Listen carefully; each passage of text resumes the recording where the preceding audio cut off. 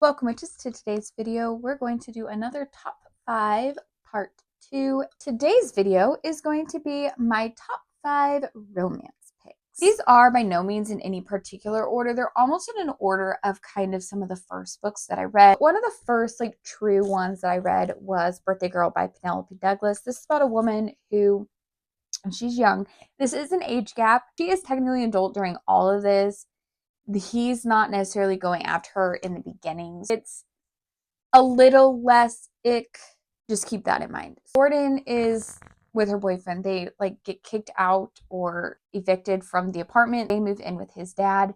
She comes home one day to where they're living at her dad and finds out that he's cheating on her. They break up and now she's stuck with the dad because the boyfriend goes off with the other girl. And the dad of her ex-boyfriend develops quite an intense, almost sometimes a little overbearing protection of her, and a relationship ensues.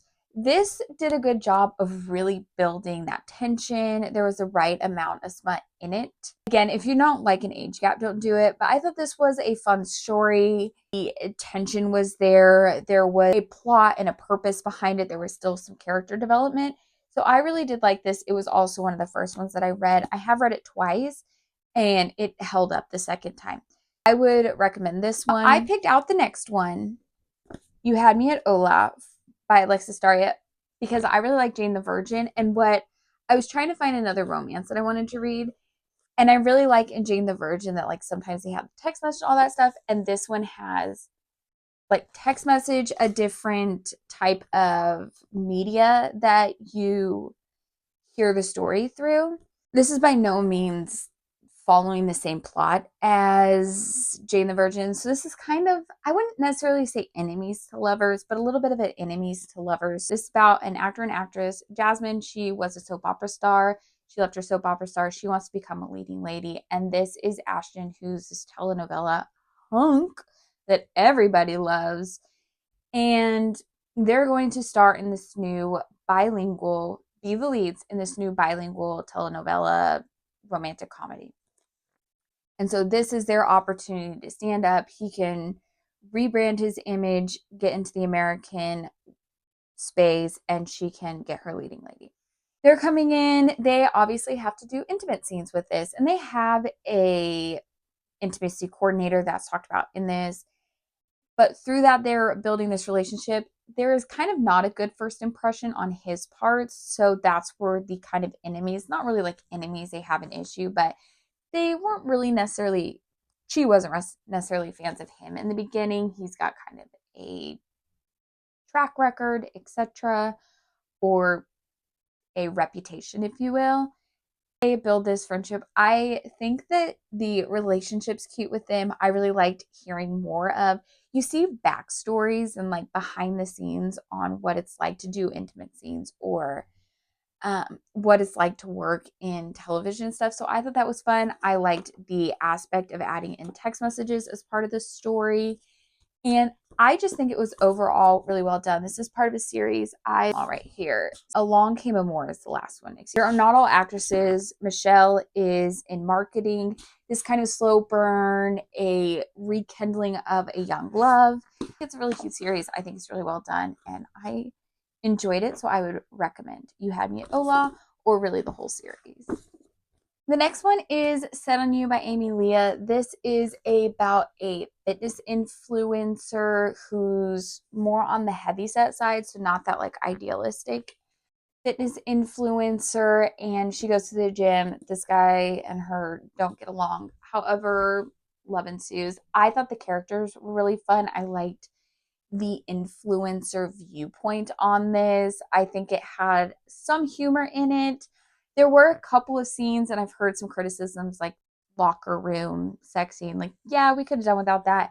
I get it. It's for the book, whatever. But I just think that that was cute. You get her blog post, have text message or Instagram messages.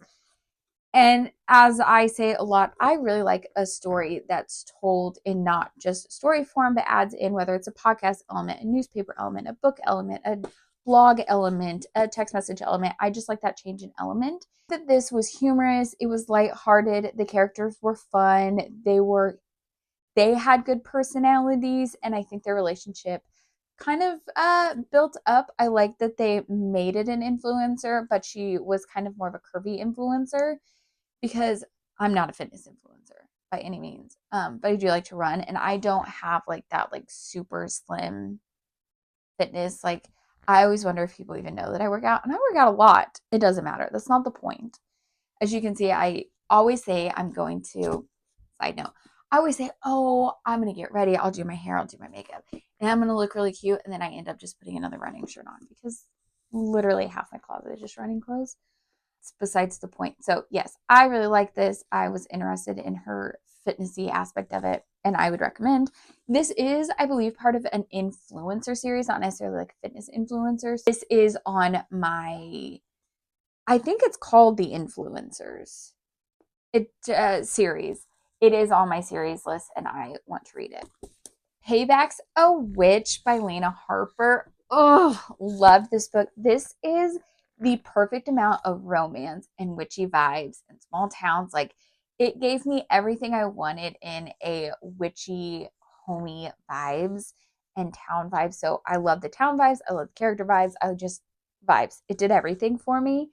And I was like, it was one of the first books I read one year, and it started my year off as a 5-star. There's one more in the series that I need to read, and I do plan on reading it. I love this. And all her covers are gorgeous. Let me just grab the other ones. The other two that I have, I feel like there's one more, are these two, and they are gorgeous. Still has a sticker on. I need to get that off. Anyways, gorgeous covers. It's about Emmy Harlow, who she had a terrible breakup with a man named Garrett or Gareth. Gareth. And she left her small town, but there's a magical tournament.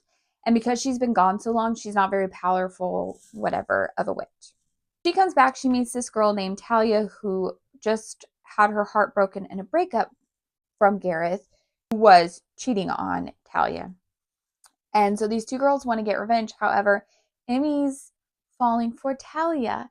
And I just think that that beginning of a friendship and revenge and a common enemy, and then to turn out to fall in love with each other, was so great. And I loved that this is obviously a female.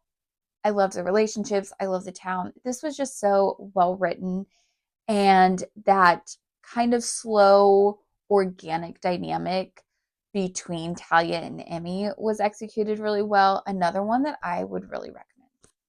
And one more thing, I know we talked about how cute and perfect the covers were, but look at these chapter pages. And my thing is, like, she didn't just do like the extra pretties in places. It truly shines those vibes and those feels throughout the book. Way to go, Lena Harper. Coffee break. And another one that I really liked was Not the Witchy Wed by April Asher. This is part of a series. I have the other one ready to read, Not Your Ex's Hexes, which I do want to read, and we will one day soon. My romance shelf is like right there, so I'm like, I'm just going to put them back now so that then my office stays a little bit cleaner. It's about Violet Maxwell and a shape shifter. What was his name? Alpha Wolf Shifter Lincoln Throne. They have to find mates. Due to supernatural laws that they have, they now have to find mates.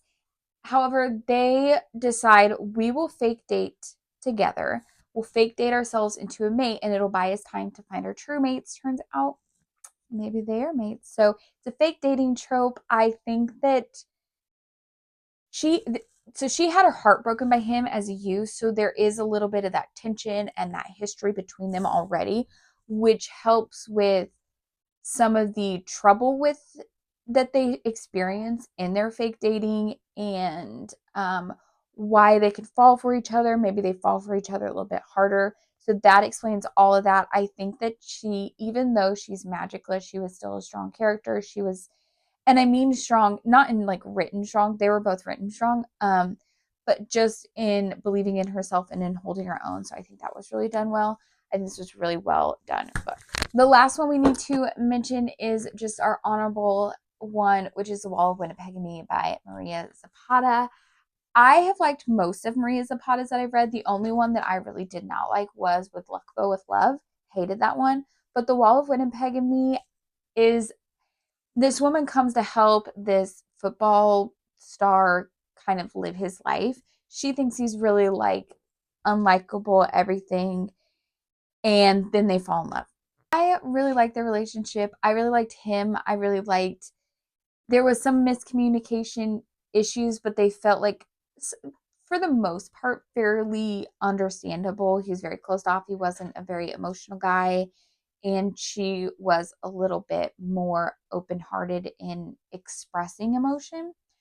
I just think that those characters were really cute. I really liked their chemistry, their love buildup, all of that. I just want to throw that one out there because I really like that one and I really need to get a copy of it. I don't have a copy of it and then I can reread it. Buy a copy so I have an excuse to reread. Thank you for watching, witches. That is it for our top 5 romanticies. If you have any romantasy picks, let me know. Or if you liked or even disliked any of these if you liked or disliked any of these romance, I'm pretty sure I keep saying romantasy. Most of these are romantasy, but they're not romance books. Let me know, and I will see you in the next one. Bye, witches.